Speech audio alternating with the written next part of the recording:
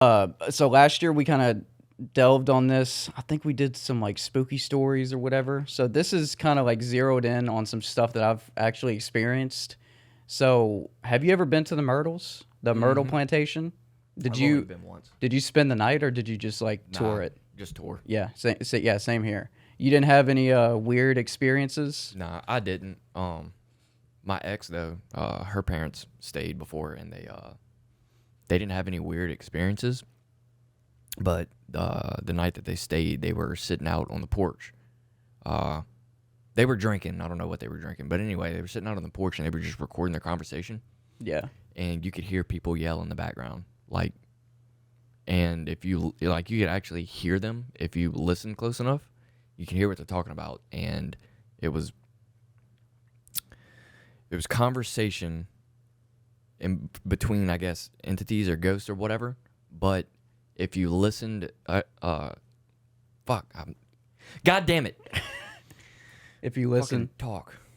it's because of those first two videos. If you listened to the person giving you the tour, at one point they told you that like some people were arguing and like something happened. Yeah. That's the conversation they were listening to on the recording of those people having. They stayed the night, you said? Yeah. Dude. Bro, fuck that. They used this it's not a pre-K, but it's like a daycare, I guess, that I used to go to. They always used to tell us it was haunted. And if you heard the piano playing, go the other way. See, I always And the heard bathroom was by that room. always heard whenever people would, my grandma would tell me about the Myrtles, or like whenever I was little, I would hear anything about the Myrtles. It's the girl with the red bouncy ball bouncing down the stairs. Oh, that'd be fucking creepy. That's a good movie. Mm. That'd be a good movie. Dude, they need to make a movie on the fucking Myrtles. That'd be fucking great. So I have a little backstory to the Myrtles.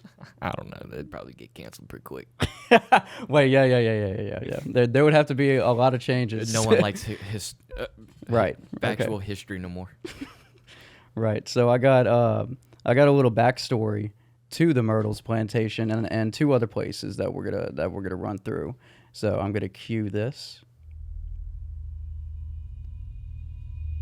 What the fuck? You can hear that? Yeah, that's creepy as shit. This is definitely like. All right, let me turn that down a little bit. Okay. Built in 1796 for General David Bradford, the Myrtles Plantation is known for being the most haunted plantation in the country. Now a bed and breakfast, several employees and guests have reported seeing apparitions, hearing voices, and other unexplained phenomena. The residential ghost on site is believed to be that of Chloe, perhaps the most famous ghost in Louisiana. Chloe is said to still roam the property over 200 years after her death. Chloe was a slave at the plantation in the early 1800s. After she was accused of spying, her ears were cut off. In an act of revenge, she poisoned the family's food, and as a result, 2 of the children died and she was hung. Guests who have stayed at the plantation have reported seeing her, and there's even a few photographs where people think they can see her in the background. Take a tour and learn the history for yourself, or if you dare, you can stay in the plantation. Give me some chills. You can also see they have pictures of the 2 little kids who died too. Oh my god. They're usually sitting in a tree. Some creepy shit. So yeah, y'all can check that out at St. Francisville. Yeah, St. Francisville, Louisiana.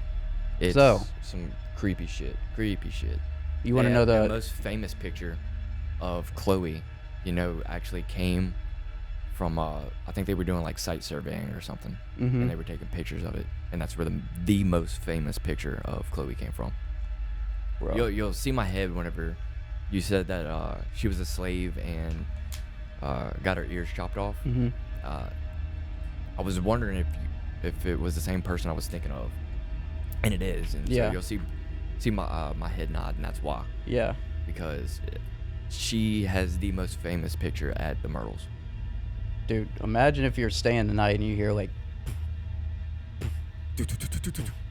oh no, I'm out. No, bro. Oh, it was I think it was a couple years ago or a few years ago. One of the rooms in the Myrtles spontaneously combusted. What? Yeah, it just caught on fire. Excuse me? Yep. Well, anyway, y'all visit the Myrtles. Stay the night. Yeah. Yeah. Tell him BKL sent y'all. You won't get a discount, so don't go there looking for that. But You'll get the shit scared out of you. you will. And something that I had no idea would scare the shit out of me. I'm gonna put the image up right here somewhere. So, have you ever heard of the Rougarou? Yeah. You have. Yeah, it's like our like Sasquatch or something. Yeah. See, I never even fucking heard of it. And then I was never like I grew up in the country, so I grew Mhm. up across the bridge in the west. So I'd never heard of it until like a couple years ago. But my coworker who grew up in the same area, but he lived a little bit further west in New Roads, his parents would tell him stories about the Rougarou. Bro. So, if you're wondering what the Rougarou is, I think this deserves another. This werewolf-type creature has been a part of Cajun French folklore for ages. There are many different versions of this cautionary tale, but the beast is described as being 7 to 8 feet tall with razor-sharp teeth and glowing red eyes. It transforms into its animal form on the night of the full moon, so the Rougarou could be anyone. Your bank teller, your boss, your neighbor, your sister, Me. your dick. You got a Rougarou dick? If it's big, yeah. While this story was probably made to keep children from running into the swamps and bayous, there's a similar version that was... There's a similar version that was probably told to keep Catholics in line. What the fuck does that mean? That version claims that if you broke your Lenten promise, you would automatically turn into a Rougarou. Okay. Done. Oops. That's insane. Oops. You're gonna turn into a beast if you watch TV for during Lent. Is that what no, Lent you can't eat meat. Lent you can give up like certain things, but not eating meat is like the main thing. Oh shit. Like you're not supposed to eat meat like the whole time, but like you're supposed to give up like something that like a distraction. Like one year I gave up TV for 30 days. I remember walking into my room and doing this. I mean, walking like from my front door, passing the living room, and then going into my room. The living room TV would be on, and I go like that. Holy shit, dude! That's probably a good thing and a bad thing for kids. Yeah, thank God I broke out of that, bro. Jesus Christ, like telling that I was brainwashed. Motherfucker, I should have watched that TV during the 30 days. Yeah. I probably missed some Naruto or some shit. I would always give up, not for Lent, or maybe when I was in middle school, I'd give up something for Lent, and then like a week later, get fucked. I always loved those fish fries, though. Fish fries were godly. Yeah. Fish dicks. Fish dick.